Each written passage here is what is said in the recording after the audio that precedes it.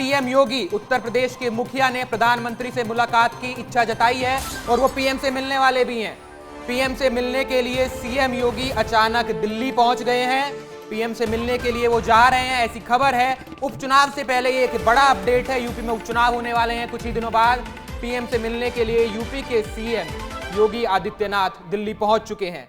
PM आवास पर यह मुलाकात चल रही है। अमित शाह और जेपी नड्डा भी इस मुलाकात में शामिल हैं। उपचुनाव को लेकर कई मुद्दों पर चर्चा हो सकती है। यूपी में 9 विधानसभा सीटों पर उपचुनाव होने हैं, 1 विधानसभा सीट पर बाद में चुनाव होंगे। इस पूरी खबर पर मेरे सहयोगी राकेश चौधरी जुड़ गए। राकेश, अचानक योगी का दिल्ली जाना क्या संदेश दे रहा है?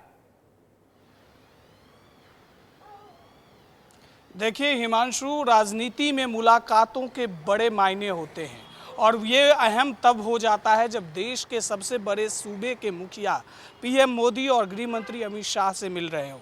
देखिए, सूत्रों के मुताबिक ये जो मुलाकात हो रही है सीएम योगी और पीएम मोदी के बीच, इस मुलाकात में सीएम योगी उपचुनाव से जुड़े एक रिपोर्ट पेश कर सकते हैं कि ग्राउंड जीरो पर क्या तैयारी है, बीजेपी किस रणनीति के तहत इस बार के उपचुनाव में उतर रही है। दूसरी बात यह है हिमांशु कि उत्तर प्रदेश में सरकार और संगठन के बीच समन्वय बैठाने का काम जारी है और इस पर भी रणनीति बनाई जा रही है। कहा जा रहा है कि स्वतंत्र देव सिंह और केशव प्रसाद मौर्य की जगह अब संगठन में होगी और वहीं भूपेंद्र सिंह जो संगठन की जिम्मेदारी देख रहे हैं, उन्हें सरकार में लाया जाएगा। तो इन मसलों पर योगी की सूत्रों के मुताबिक बातचीत चल रही है और उपचुनाव को लेकर अभी राज्य में पोस्टर वॉर भी जारी है।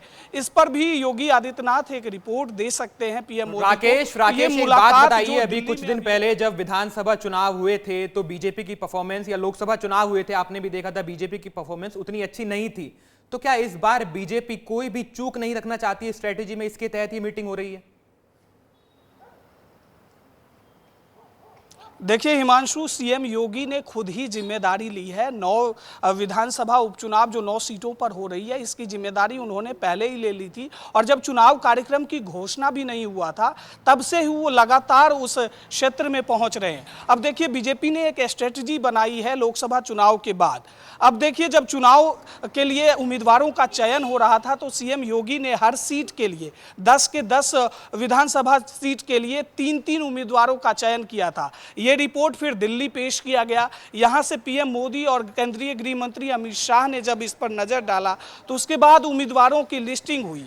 अब देखिए कि सीएम योगी लगातार केंद्र के टच में हैं और उपचुनाव में कोई कोर कसर नहीं छोड़ना चाहते। जरूर लोकसभा चुनाव में समाजवादी पार्टी को एज मिला, लेकिन इस एज को तोड़ने की कोशिश जारी है और यही राकेश, एक बात बताइए, जब लोकसभा चुनाव का रिजल्ट आया था तो ऐसी खबरें भी आई थी कि संगठन में योगी से लोग नाराज हैं, आपसी फूट की खबरें आई थी बीजेपी में। उसके बाद कहीं ना कहीं संगठन को एकजुट किया गया। केशव प्रसाद मौर्य नाराज बताए जा रहे थे।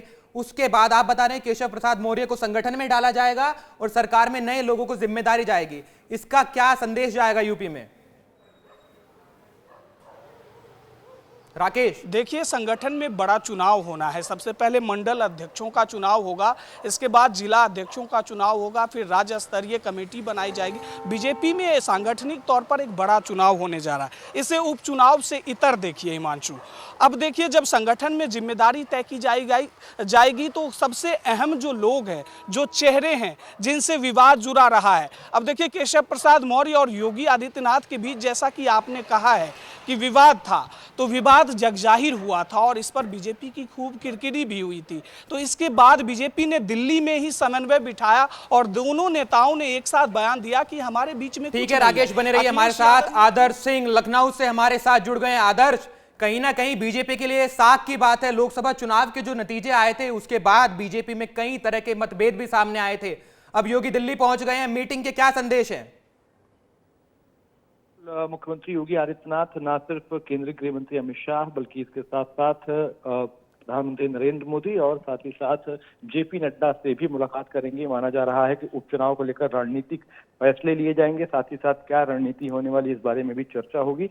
माना यह भी जा रहा है कि जिन नामों को भेजा गया है कमेटी में, जिसके साथ जिनको फाइनलाइज किया गया है, उन नामों को लेकर भी चर्चा होगी। योगी की जो इंटरनल कमेटी की रिपोर्ट है यूपी बीजेपी की, उसको भी सौंपेंगे। इसके साथ साथ आने वाले चुनाव में समाजवादी पार्टी की तरफ से जो प्रक्रियाएं की जा रही हैं, जो रणनीति अपनाई जा रही है, उसको कैसे तोड़ा जाए, इस बात को लेकर भी चर्चा होनी है। ठीक है आदर्श, बहुत बहुत धन्यवाद आपका तमाम जानकारी के लिए।